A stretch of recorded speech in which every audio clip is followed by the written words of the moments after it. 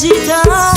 Pra ver desmoronar barreiras, só fazendo bem. Sonhar um novo horizonte, vem comigo, vem. Vencer a vida com coragem, indo sempre além. Partir pra contagiar, fazendo bem. É uma ideia louca, lelê da cuca, mas se somos muitos por assim mundão. É uma ideia louca, meio maluca, das pedras do muro pontes nascerão. Lelê, lelê, lelê, lelê, lelê, lelê,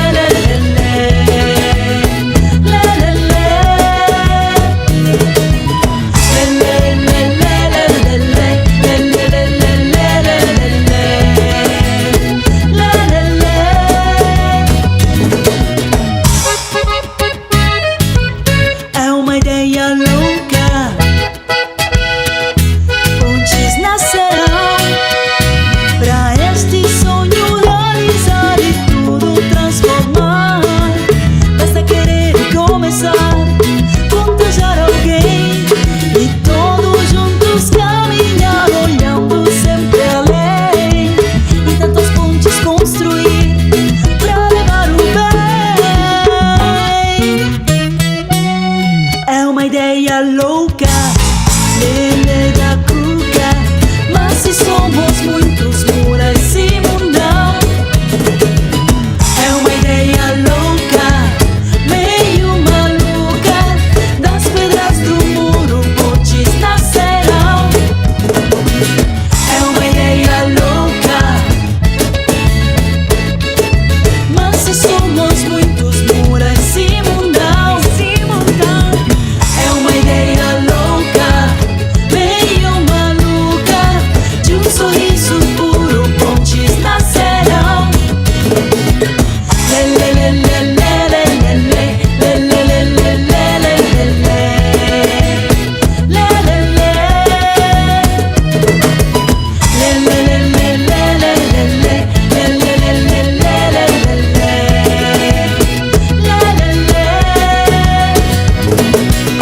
é uma ideia louca.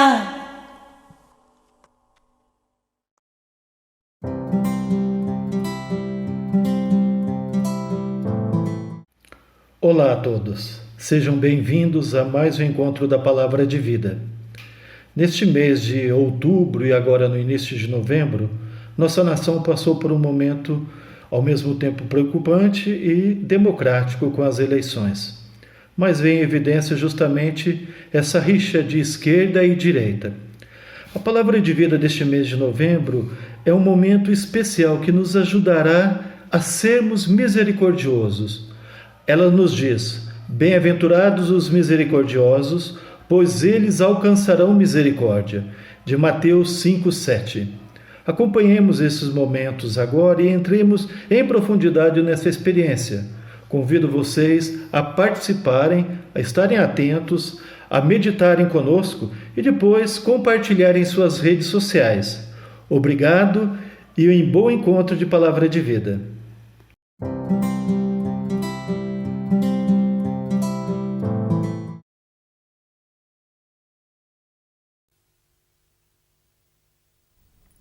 Chiara Augem, a Palavra de Deus.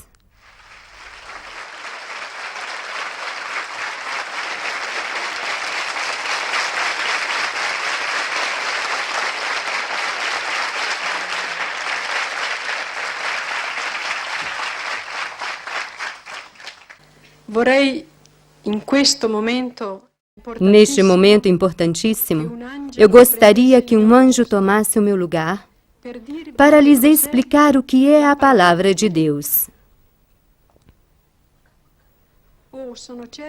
Estou certa de que vocês nem sequer o imaginam. Um dia, eu tive a felicidade de descobri-lo. E mais tarde, em Santo Agostinho, encontrei a confirmação. Essa frase de Jesus, As palavras que tu, Pai, me deste, eu as dei a eles. As palavras que tu, Pai, me deste, eu as dei a eles, é comentada assim por Agostinho. Tudo aquilo que o Pai deu ao Filho, ele o fez no ato de gerá-lo. De que outro modo o Pai teria podido dar ao seu Filho alguma palavra, dado que no Verbo Deus disse tudo de maneira inefável? A palavra de Deus, portanto, cada palavra de Deus é uma presença do próprio Verbo, do próprio Deus. Imaginem agora a atitude que cada um de nós é chamado a ter em relação a elas. Antes de tudo, a palavra de Deus deve ser amada, conhecida. E é por isso que nós, durante um certo período, tomamos uma delas em consideração e procuramos entender o seu verdadeiro significado. Depois, deve ser vivida. Aqui está o nó da questão. A palavra de Deus nada produz em nós se não a vivemos. Se a vivermos, fará milagres. Ela substitui o nosso modo de pensar, de querer e de agir em todas as circunstâncias da vida. De modo que, vivendo a palavra, não somos nós que vivemos, mas Cristo em nós. Esta já é uma revolução. Depois, visto que é inconcebível para nós um cristianismo individual, devemos comunicar entre nós as experiências da palavra. Porque não queremos tanto a perfeição, a santificação, a realização do indivíduo, mas sim da comunidade.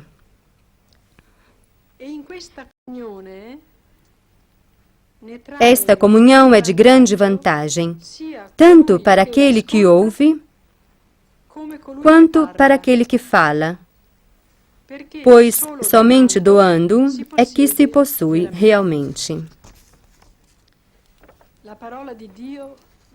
A palavra de Deus deve ser vivida. Isso é repetido de todos os modos pelos padres da Igreja. Com efeito, o anúncio da palavra sem o testemunho, sem a vida, escandalizava os pagãos, assim como escandaliza agora os não cristãos, e os leva a criticar a religião, como antigamente levava as pessoas a blasfemar ao invés de se converter. Com efeito, Jesus diz que é necessário antes fazer e depois ensinar. A palavra de Deus deve ser vivida momento por momento, a cada momento. Diz Santo Ambrósio, a nossa mente permaneça sempre com Ele. Jamais se desprenda da sua palavra. Não devemos deixar espaço na nossa vida espiritual para nenhuma outra coisa que não seja a palavra de Deus. Isso significa entrar constantemente em comunhão com a palavra.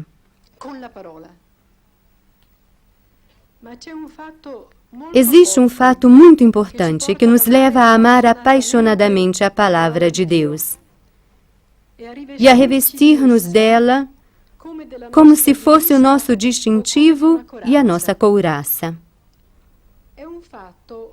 Trata-se de um fato um pouco esquecido hoje, mas que nós, gente, devemos fazê-lo brilhar em toda a sua beleza.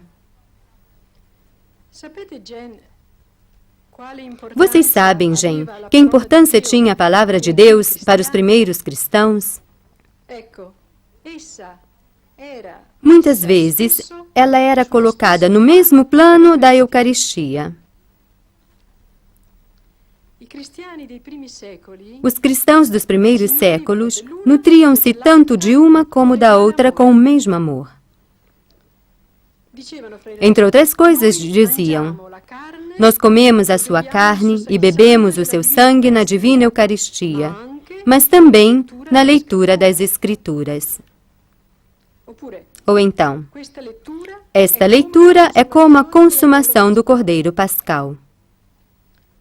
Ou ainda, meu refúgio é o Evangelho, que é para mim como a carne de Cristo.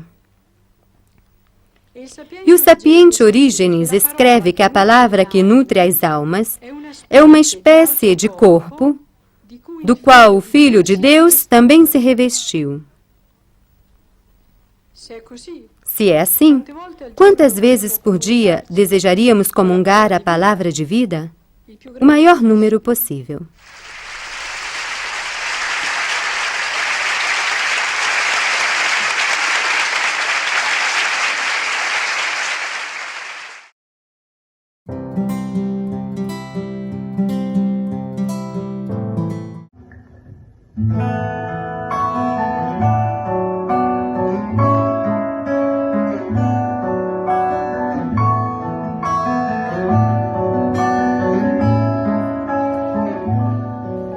Uma terra que não tem mais fronteiras, mãos que unidas no mundo formarão uma corrente mais forte que a guerra e que a morte. Nós sabemos o caminho é o amor.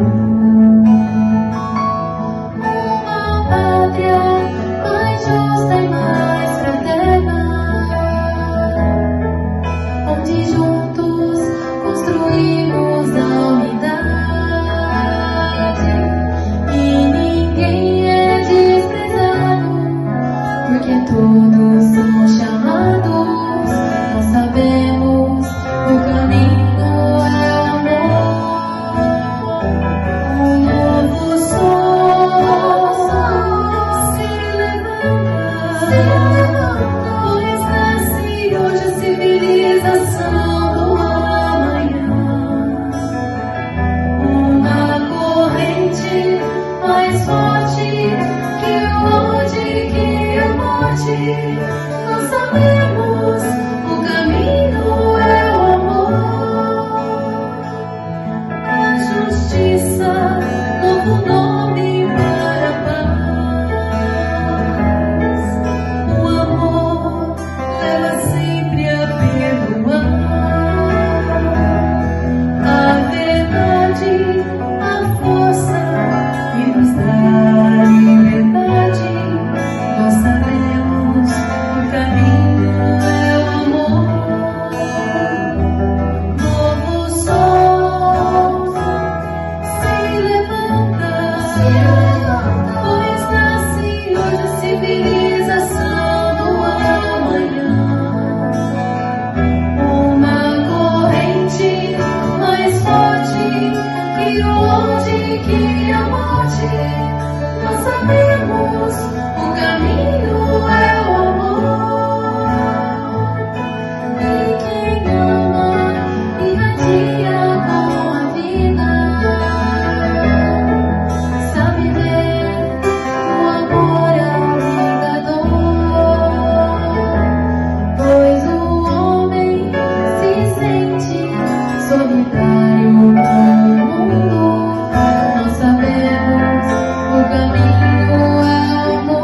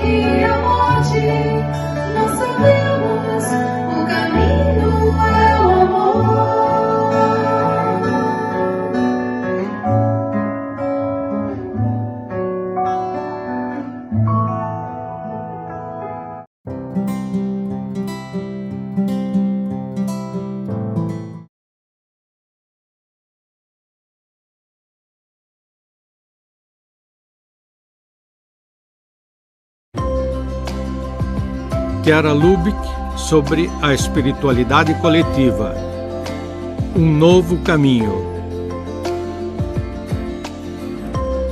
Dialogando com Chiara. Espiritualidade individual e espiritualidade coletiva. Montes, Suíça, 11 de setembro de 1987. Aos habitantes da Mariápolis Foco.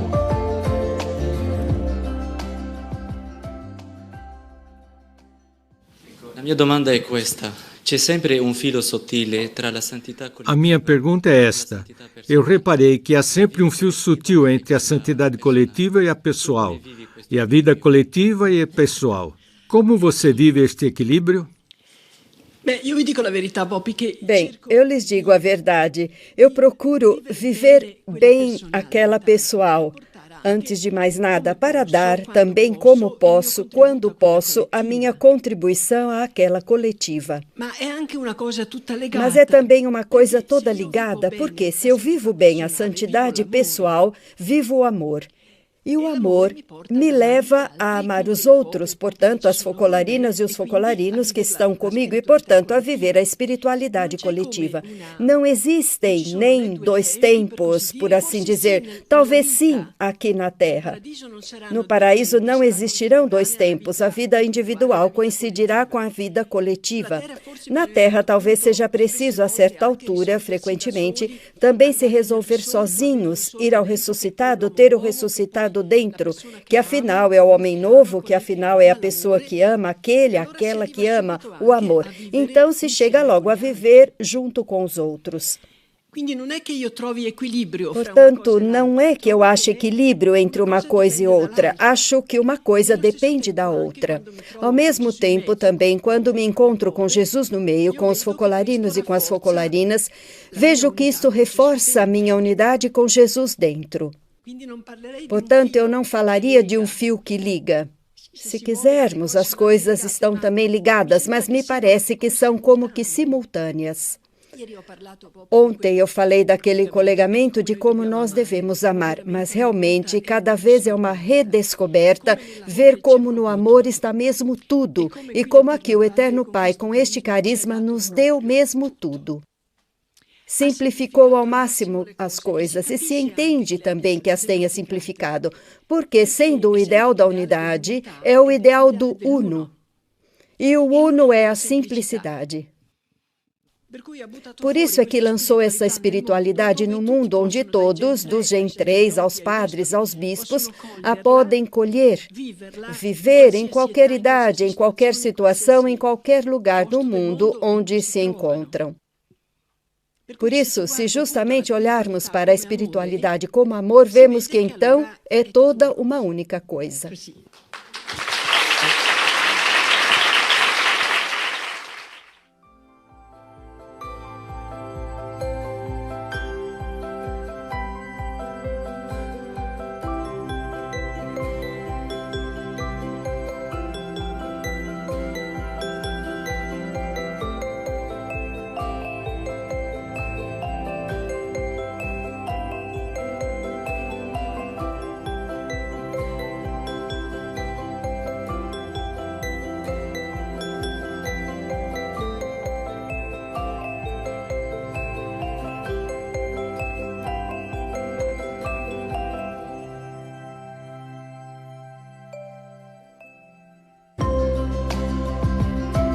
Molens, Suíça, 21 de setembro de 1991. Aos focolarinos e focolarinas das escolas.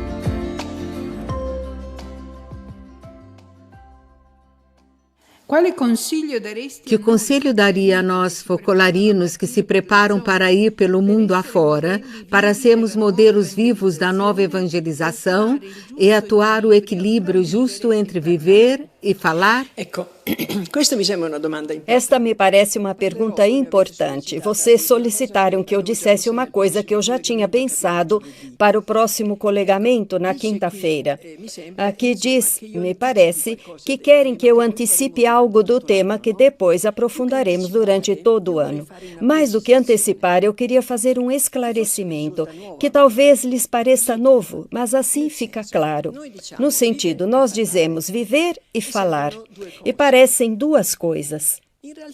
Na realidade, para a nossa espiritualidade é uma coisa só. Isto é, o falar é parte do viver.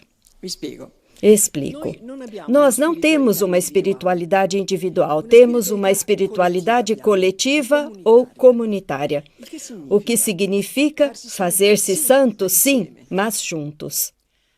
Avançar na santa viagem, sim, mas juntos. Tudo sim, mas juntos.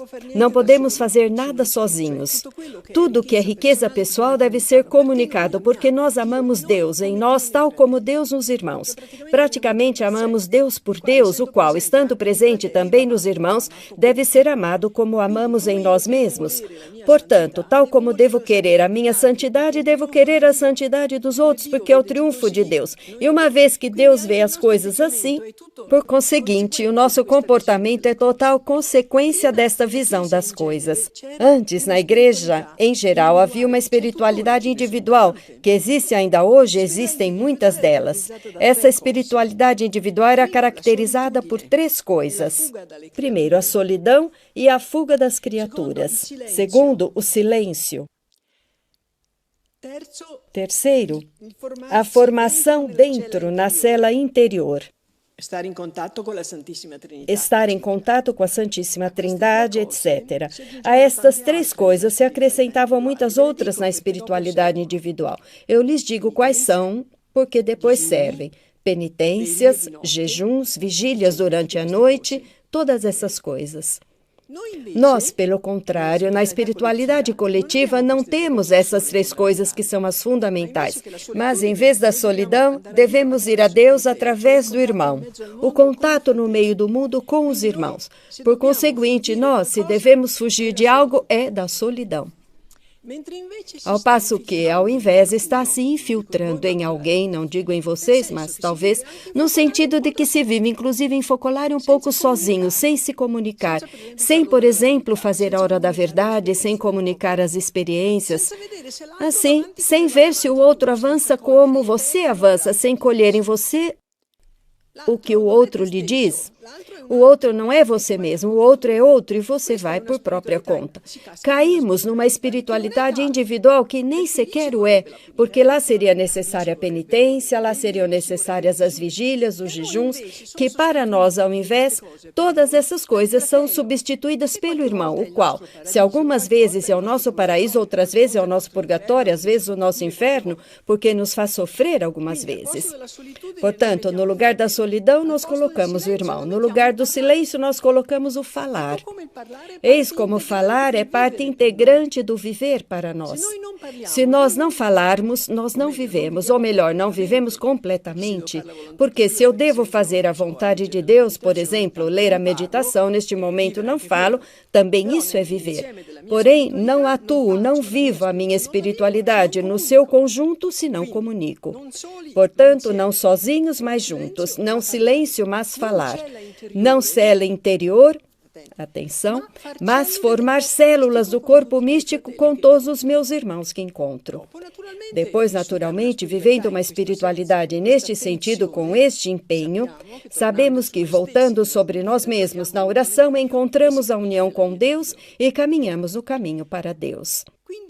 Era isso que eu queria esclarecer, que o falar faz parte do viver, logo não se pode prescindir. E algumas vezes se prescinde e se cai não numa espiritualidade individual, se cai no nada, na vaidade. despontam muitas coisas, pequenas ambições, apegos, não sei, à própria casa, à própria comodidade, à própria saúde, às roupas, aos livros.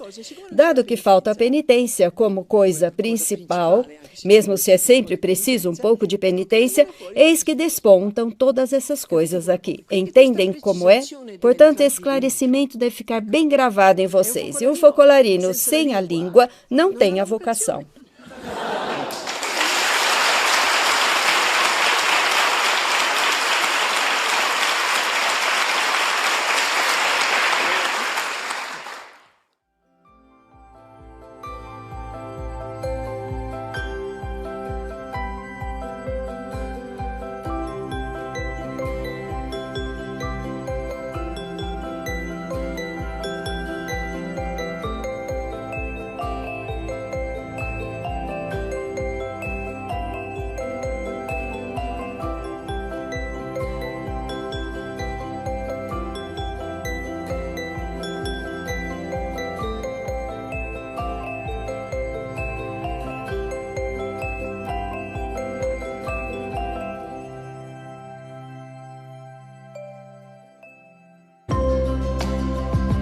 Büyükdere, Istambul, 25 de fevereiro de 1995. As comunidades da Turquia e da Grécia. Colhendo a beleza da espiritualidade coletiva, podemos cair no erro de desvalorizar as outras espiritualidades. Que relação você vê entre a espiritualidade coletiva e as espiritualidades individuais? Bem, para começar, lhe digo isso. Para não desvalorizar as outras espiritualidades, é só pensar que todos os santos que nós temos na nossa igreja se fizeram santos através de espiritualidades individuais, como se diz. Se é verdade que somente agora aparece esta espiritualidade coletiva. Portanto, como se faz a criticar as espiritualidades individuais se forjaram tantos santos? Os únicos santos que temos estão todos nos nossos altares. É só pensar nisso que um ponto já se resolve. Que relação existe entre uma espiritualidade individual e a coletiva? Em geral, todas as espiritualidades nascem de uma palavra de Jesus ou de uma sua atitude, de um momento da sua paixão, por exemplo, dos estigmas ou da cruz, ou de uma palavra de Jesus. Por exemplo, os jesuítas amam muito a obediência, a violência evangélica. A Santa Teresa do Menino Jesus, ser como crianças, de uma palavra de Jesus. E eles são como que a encarnação, a personificação dessa palavra, que depois comunicam as suas experiências a muitas pessoas, formando uma família religiosa.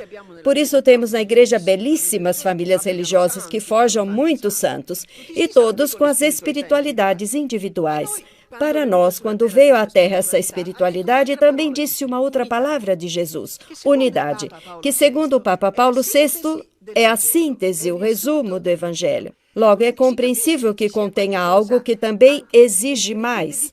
E a nós exige justamente a reciprocidade ao amar e nos amarmos até chegar à unidade, isto é, até ter Jesus no meio, porque se pode também se amar assim, com simpatia, trocando presentinhos, elogios até belos, sacrossantos, feitos até com a caridade, porém, talvez falta a unidade. No nosso ideal, devemos fazer e romper a unidade. Desse modo, Jesus está entre nós e somos potentes para levar em frente a evangelização. Entendeu?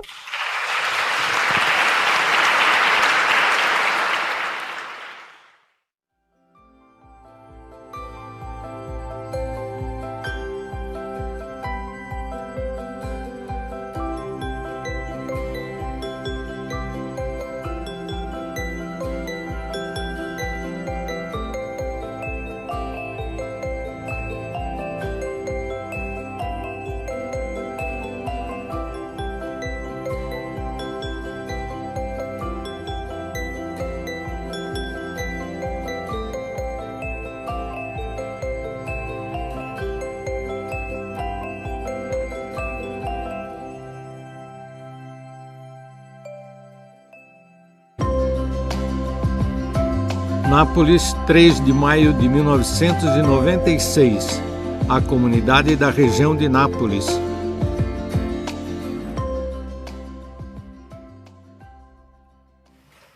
sentimos que a nossa vocação se harmoniza com a espiritualidade da unidade. Mas pode nos dizer algo mais para fazer resplandecer a luz de Jesus no meio, nas nossas famílias religiosas? Veja, uma espiritualidade coletiva exige um empenho pessoal maior, diria, do que as espiritualidades individuais, porque para poder dar aos outros é preciso ter. Portanto, você, ou quem vive o ideal nas ordens religiosas, deve viver muito bem a própria espiritualidade individual. Tem horas de adoração para fazer, você as faz. O ofício das horas deve ler, deve fazer penitência, deve ensinar, obedecer ao superior, você faz. Você deve viver a sua espiritualidade individual o melhor possível. E também acrescentar uma coisa, que nem sempre existe nas espiritualidades, pelo menos de modo explícito. Você deve amar as suas irmãs como a si mesma e fazer com que elas vivam como você vive, e até chegar a uma comunhão de alma com elas, de modo a viver juntas a espiritualidade coletiva. Mas esteja atenta, lembre-se de que uma espiritualidade coletiva exige uma fortíssima espiritualidade individual, senão você não tem nada para dar, entendeu?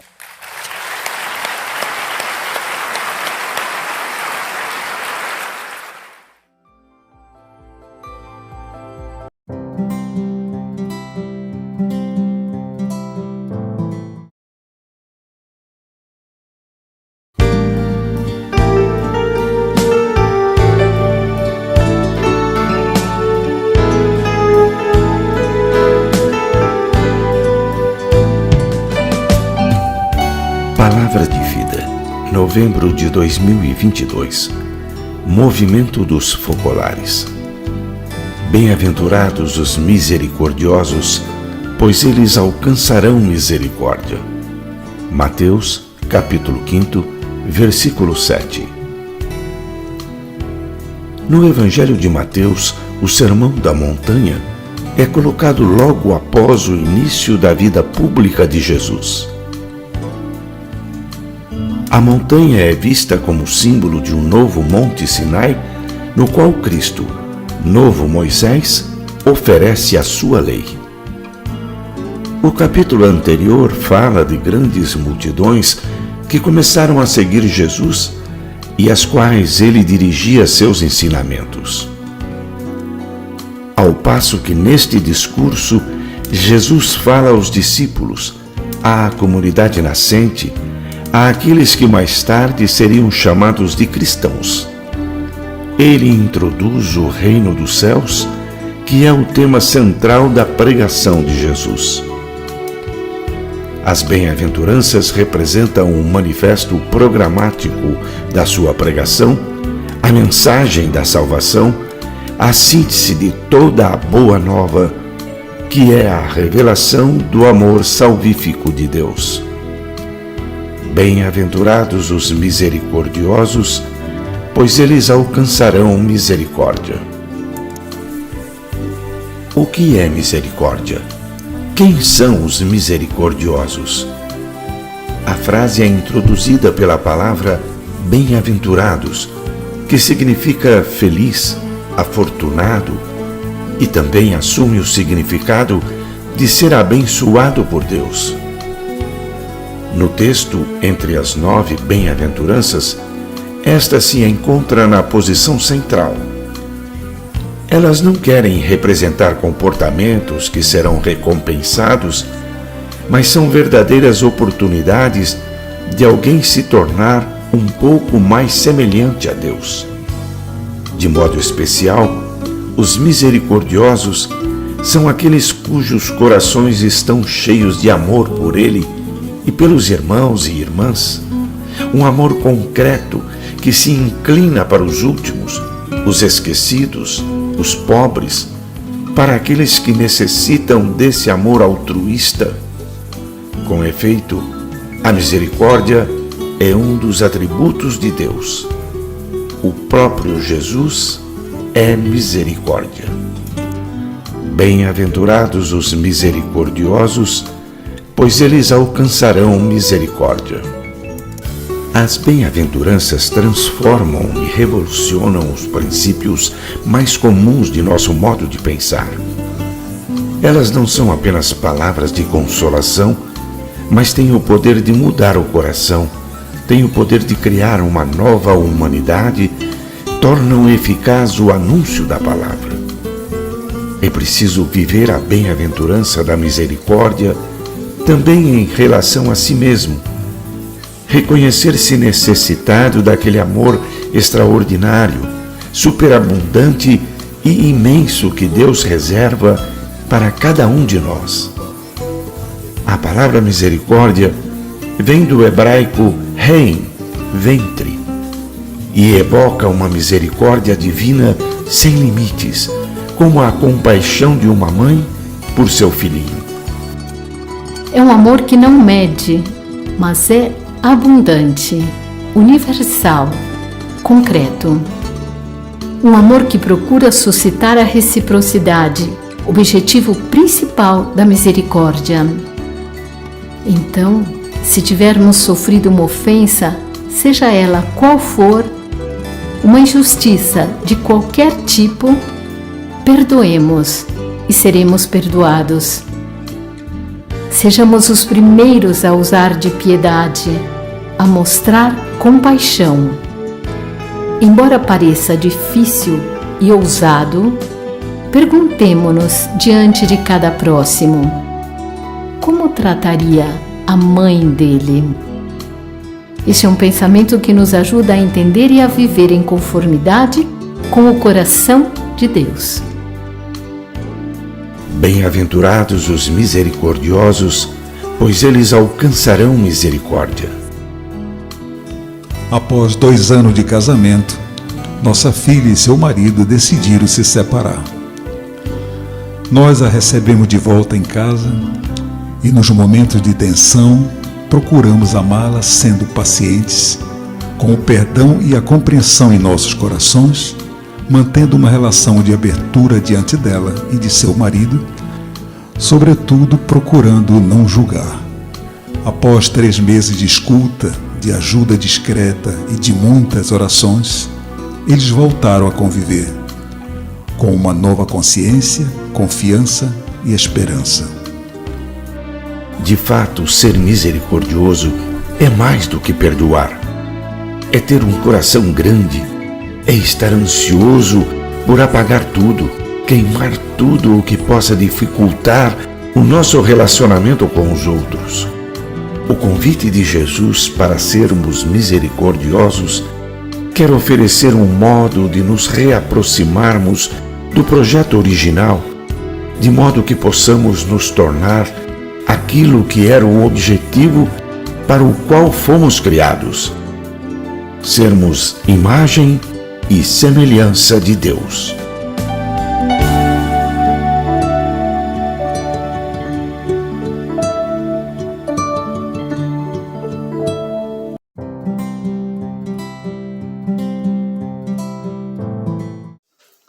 Olá, como todos sabem, eu sou a Sandra.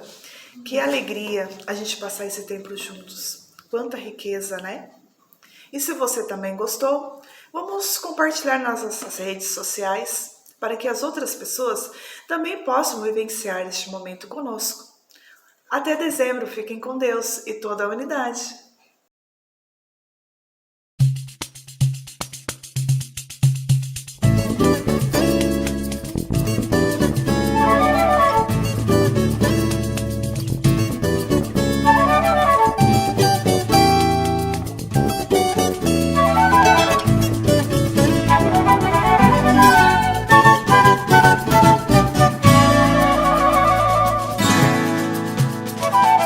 Eu tentei compreender a costura da vida, me enrolei porque a linha era muito comprida. Eu tentei compreender a costura da vida, me enrolei porque a linha era muito comprida. E como é que eu vou fazer para desenrolar? Para desenrolar, como é que eu vou fazer para desenrolar? Para desenrolar, como é que eu vou fazer para desenrolar? Para desenrolar, como é que eu vou fazer para desenrolar? Para desenrolar. Se na linha do céu sou estrela, na linha da terra sou rei, mas na linha das águas sou triste pelo fogo que um dia apaguei. Na linha do céu sou estrela, na linha da terra sou rei, mas na linha do fogo, sou triste pelos mares que eu não naveguei. Mas como é que eu vou fazer para desenrolar? Para desenrolar. Como é que eu vou fazer para desenrolar? Para desenrolar. Como é que eu vou fazer para desenrolar? Para desenrolar. Como é que eu vou fazer para desenrolar? Para desenrolar.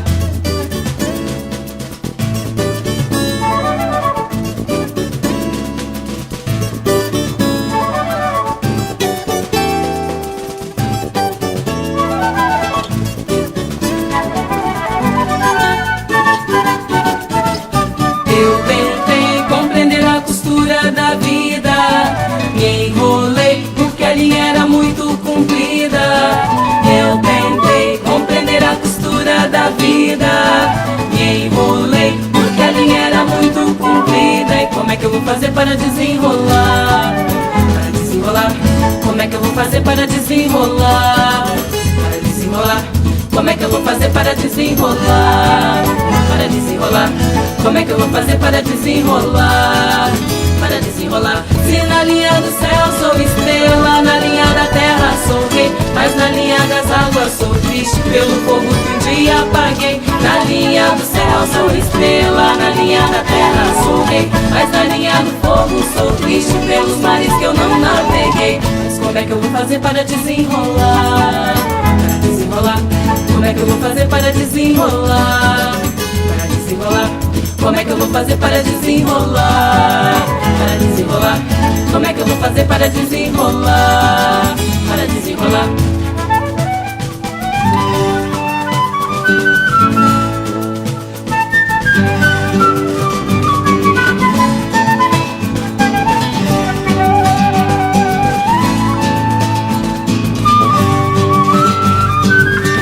Como é que eu vou fazer para desenrolar? Para desenrolar. Como é que eu vou fazer para desenrolar? Para desenrolar. Como é que eu vou fazer para desenrolar? Para desenrolar. Como é que eu vou fazer para desenrolar? Para desenrolar.